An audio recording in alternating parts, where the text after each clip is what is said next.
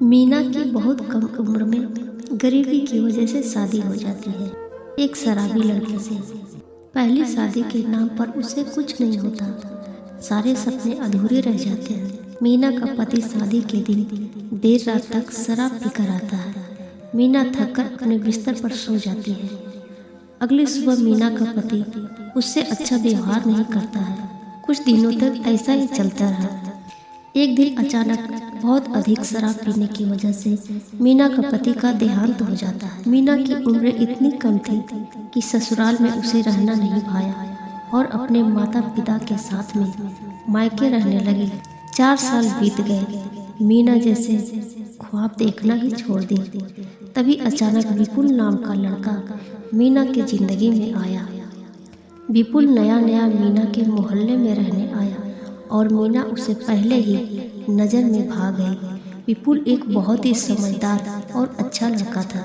मीना के पिता से विपुल ने खुलकर शादी की बात की और मीना का पति ने तुरंत शादी की रजामंदी कर दी, यह जानकर कि मीना की दूसरी शादी है। मीना एक विधवा लड़की है।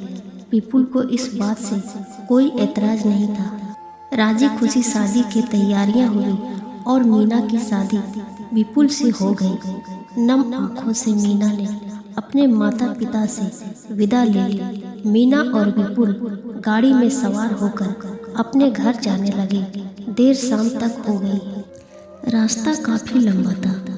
गाड़ी में मध्य मध्य म्यूजिक बज रही थी जो मीना को काफी अच्छा लग रहा था। मीना की आंखें फिर से एक सपना देख रही थी, उस रात नई जिंदगी का।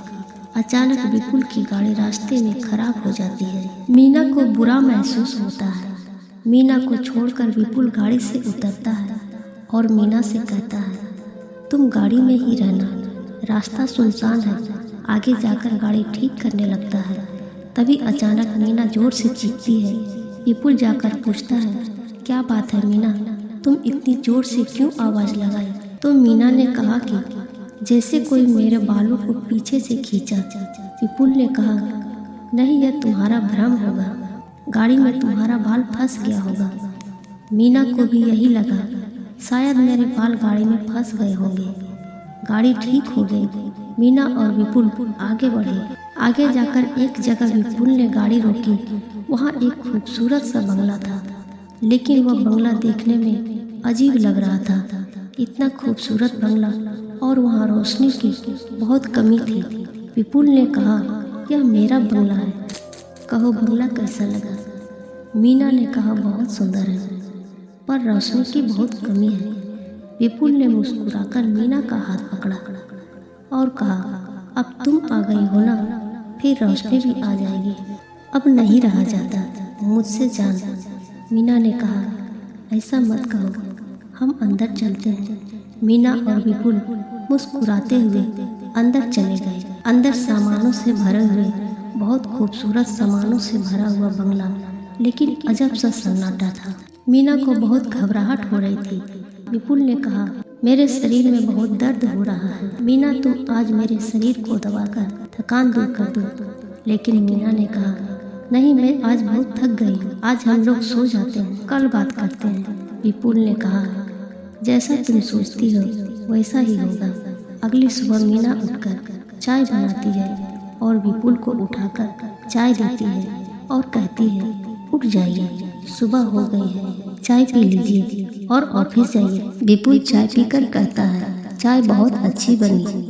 मीना की तारीफ करते हैं और कहता है, सॉरी डार्लिंग, कल तुम्हें ऐसा ही सोना पड़ा, तुम्हारी सुहागरात अधूरी रह गई। मीना ने कहा, कोई बात नहीं, हमारा साथ 1-2 दिन का नहीं, पूरे 7 जीवन का है, सुहागरात होती रहेगी। मीना कुछ परेशान थी। विपुल ने कहा, क्या बात है तुम्हारे चेहरे पर यह चिंता की? मीना ने कहा, पता नहीं क्या बात है, ऐसा लगता है इस बंगले में जैसे किसी की नजरें मुझे देख रही हो। सुबह जब मैं बाथरूम में नहा रही थी तो मुझे ऐसा लगा जैसे मेरे बालों को किसी ने खींचा। मुझे समझ नहीं आ रहा है, मैं जहाँ कहीं भी जा रही हूँ 2 आंखें मेरा पीछा कर रही है। विपुल ने कहा, नई जगह है इसलिए शायद तुम्हें घबराहट हो रही है। जल्द ही तुम एडजस्ट हो जाओगे। आज ऑफिस जाना बहुत जरूरी है, तुम मेरा इंतजार करना। मैं तुम्हें कल घुमाने ले जाऊंगा और हम रात का खाना भी बाहर खाएंगे। मीना ने अच्छा कहा। उसके बाद विपुल की ऑफिस के लिए विदा किया। अब मीना और विपुल की जिंदगी शांति से चलने लगी। 3-4 दिन बीत जाने के बाद अचानक मीना ने विपुल से कहा कि तुम मेरे करीब क्यों नहीं आते? हम दोनों ने अभी तक सुहाग रात भी नहीं मनाई। क्या बात है, मैं आपको पसंद नहीं हूँ क्या? विपुल ने मुस्कुरा कर कहा, यह बात नहीं है मीना, अभी तुम्हें थोड़ा और इंतजार करना पड़ेगा। हमारे परिवार की यह पुरानी परंपरा है कि शादी के बाद पति और पत्नी बिल्कुल किसी तरह के संबंध में नहीं बनते, बिल्कुल वह दोस्त की तरह रहते हैं। वे तुम्हें भी हमारे परिवार में हमारी परंपरा निभानी पड़ेगी। अगर हम ऐसा नहीं करेंगे तो हमें परिवार का श्राप लगेगा।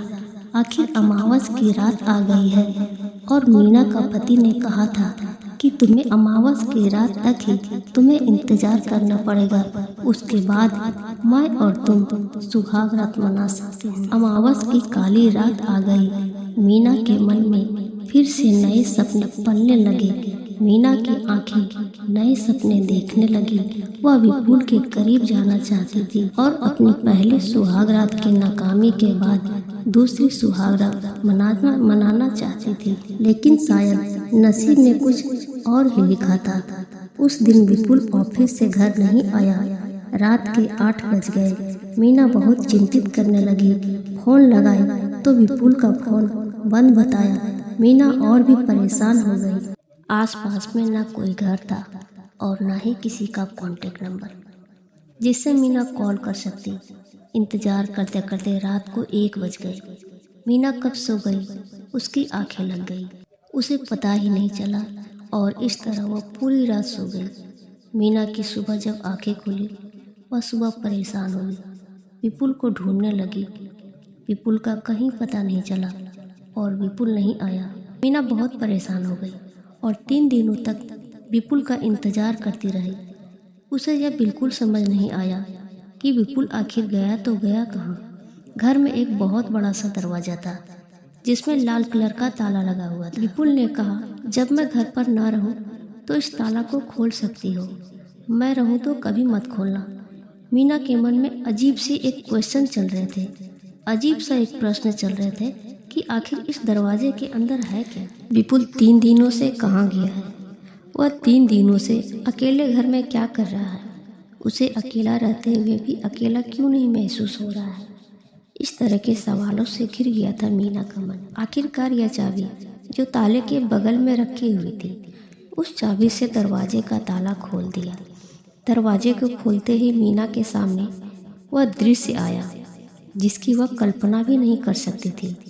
कमरे के अंदर विपुल, उसके माता पिता के, पूरे परिवार की बड़ी बड़ी तस्वीरें लगी हुई थी और विपुल की माँ, विपुल की जो तस्वीर थी उस पर एक बड़ी सी माला चढ़ी हुई थी जिसके नीचे विपुल का जन्म और मृत्यु की तिथि लिखी हुई थी। यह देखकर मीना अचंभित हो गई कि अगर विपुल मर चुका है और विपुल के मरने की तिथि 4 साल पहले की थी, तो विपुल अगर 4 साल पहले मर चुका है तो यह कौन है जिसके साथ शादी करके इसके साथ 8 दिनों से रह रहा है। इन सब सवालों के साथ शायद अब मीना को पूरी जिंदगी काटनी पड़ी। मीना समझ गई थी कि दूसरे सुहागरात भी उसके नसीब में नहीं थी। विपुल कोई इंसान नहीं, एक आत्मा था जिसे मीना बहुत ज़्यादा पसंद आ गई और उसने मीना से शादी करके अपनी कामना पूरी की। मीना बहुत खुश थी। एक कागजात के पेपर भी मिले उसे जिस पर वह पूरा बंगला मीना के नाम पर किए हुए था और बहुत पहले ही लिखी हुई थी, इस लड़की से मैं इस डेट पर शादी करूंगा। मीना समझ चुकी थी शायद यह बहुत अच्छी आत्मा थी जिससे शादी की उसकी गरीबी दूर की। अब मीना के पास बहुत सारे पैसे और बंगला था लेकिन पति नहीं था। मीना ने विपुल की तस्वीरें के सामने कसम खाई कि वह कभी भी दूसरी शादी नहीं करेगी और तीसरी सुहागरात नहीं मनाएगी। यह दूसरी सुहागरात के साथ मीना अपनी पूरी जिंदगी विपुल के साथ, विपुल की यादों में ही बिता देगी। दोस्तों, ये कहानी आपको कैसे लगी? हमें अपनी राय कमेंट द्वारा जरूर बताएं। और इस चैनल को सब्सक्राइब कर लें। फिर मिलते हैं एक नई कहानी के साथ। तब तक के लिए धन्यवाद।